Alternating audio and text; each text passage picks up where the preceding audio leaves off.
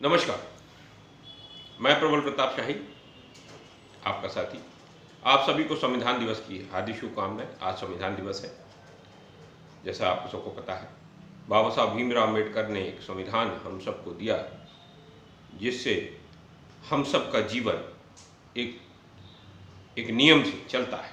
सरकारें नियम से चलती हैं, कार्यपालिका नियम से चलती है, विधायिका चलती है और उसको कहें तो न्यायपालिका चलती है। ये पूरा देश एक सिस्टम से बांधा गया उस संविधान के अंतर्गत। उस संविधान में कई तरह के शक्तियां हमें मिली, कई तरह के हमारे कर्तव्य हैं और कई तरह के अधिकार हैं। उन्हीं अधिकारों में से एक है जीवन जीने का अधिकार, जिसमें आप रोजगार प्राप्त कर सकते हैं, भोजन का है, सुरक्षा है, बाकी और भी सुरक्षा है।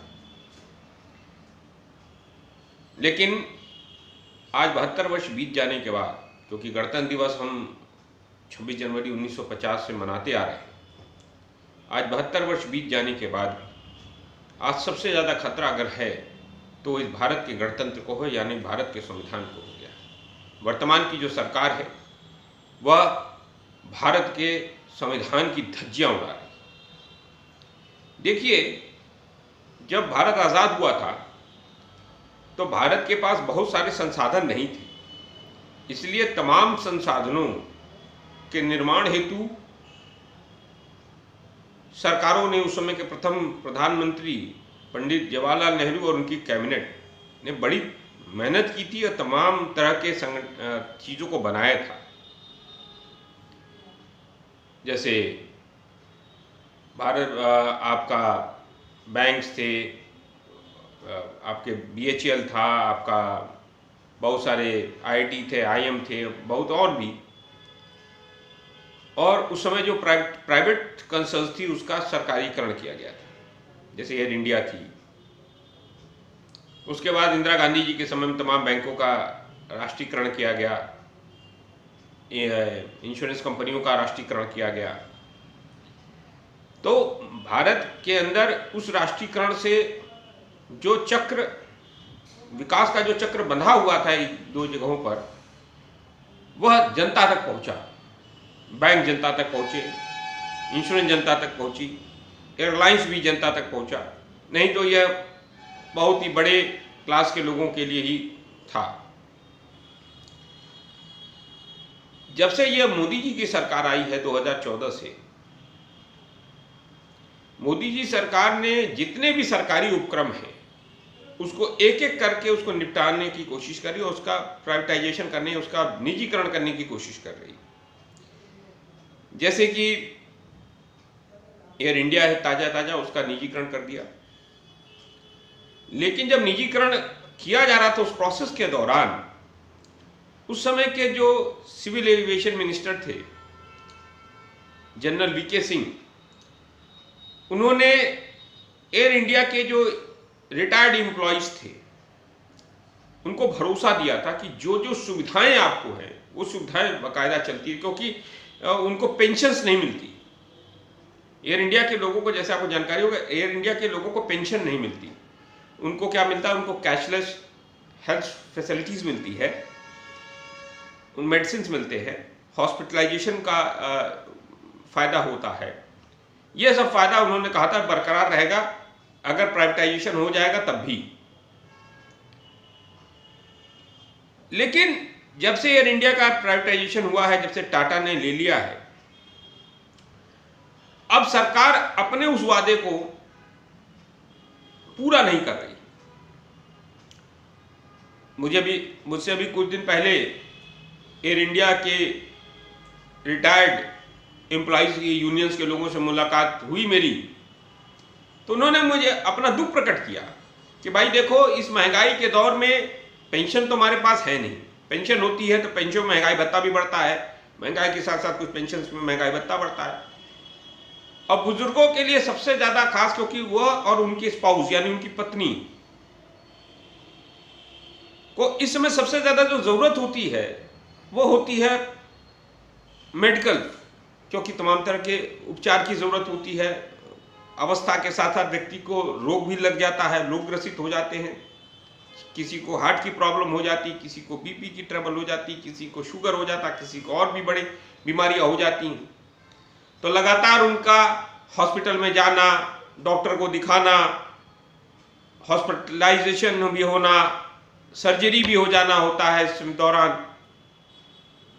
ये सब चीज़ों से उन्हें दो चार होना पड़ता है। पहले क्या था कि ये सब फैसिलिटी कैशलेस थी और मिल जाती। अब क्या सरकार कह रही है, एयर इंडिया क्या कह रही है वर्तमान में, कि पहले आप पे करो फिर हम आपको रिम्बर्स करेंगे, और वो भी रिम्बर्स पूरा नहीं होगा। और इन एम्प्लॉयज की संख्या 30,000 है, और उनकी पत्नियों को जोड़ ले तो ये पूरी संख्या जो है 50,000 के करीब। इस देश के बुजुर्ग जो सीनियर सिटीजन हैं, जो एयर इंडिया में काम कर चुके हैं, जो इस देश की सेवा कर चुके हैं, जिन्होंने अपना जीवन खपाया है इस देश की को सुविधा देने में, इस देश के निर्माण में, आज वह दर दर की ठोकरें खा रहे हैं। सरकार उनकी बात नहीं सुन रही है। और आने वाले समय में मुझे लगता है जिस तरीके से सरकार सरकारी कंपनियों का निजीकरण करती जा रही है, तो इस तरह की समस्या अभी पहली एयर इंडिया से मुझे रूबरू हुआ हूं तो पता चला है। हो सकता है आने वाले समय में और भी जो उपक्रम है, सरकारी उपक्रम जिनका निजीकरण किया, उनके साथ भी यही हो रहा हो। अगर हमारे देश के प्रधानमंत्री जिनकी आयु उसमें 73-74 वर्ष है, 73 के हैं शायद 74 के हैं, अगर उनको सारी सुविधाएं उनकी भी बंद हो जाएं और वो रिटायर हो जाएं, तब क्या होगा? वर्तमान में तो उनको पेंशन मिलती है। अगर वो रिटायर हो जाएं आज के दिन, उनको एमएलए की भी पेंशन मिलेगी, उनको एमपी की भी पेंशन मिलेगी, और जो एक्स प्राइम मिनिस्टर की जो सुविधाएं वो मिलेंगी, प्लस मेडिकल फैसिलिटीज पूरी मिलेंगी। लेकिन अगर ये सुविधाएं उनकी बंद हो जाए तो ये बहुत बड़ी एक समस्या है। अपने देश के 50,000 लोग जो बुजुर्ग हैं, उनके साथ एक तरीके से बिट्रे किया जा रहा है। तो मैं तो आज संविधान दिवस था, इसलिए मैं आप सबके सामने रूबरू होकर मैंने एक समस्या जो वर्तमान में है, वैसे तो ये देश के तमाम बुजुर्गों के साथ हो रही, ऐसा नहीं इन 50,000 लोगों को, क्योंकि इन 50,000 लोगों को सरकार ने कहा था कि हम आपको ये फैसिलिटी देंगे, इसलिए मैंने कहा, इसलिए हम आके बता रहे हैं कि सरकार ने वैसे तो फैसिलिटी सारे देश के सारे बुजुर्गों को मिलनी चाहिए, स्वास्थ्य सुविधा फ्री होनी चाहिए। आखिरकार देश के संसाधनों पर अधिकार देश की जनता का है, और अगर सरकार उस संसाधन का उपयोग कर रही है तो उस उपयोग से होने वाले मुनाफे में हिस्सेदारी जनता की होनी चाहिए। सरकार कोई बिजनेस करने के लिए तो आती नहीं है, सरकार तो वेलफेयर स्टेट के लिए बनती है, उसका काम वेलफेयर स्टेट को कायम रखना है। तो मुझे लगता है कि यह जो कार्य सरकार वर्तमान में कर रही है, यह उसे नहीं करना चाहिए। और जो सरकारें अपने बुजुर्गों का ध्यान नहीं रख सकती, अपने लोगों का ध्यान नहीं रख सकती, फिर उस पार्टी को, उस नेता को अपने पद पर रहने का नैतिक अधिकार भी नहीं। धन्यवाद साथी, जय हिंद।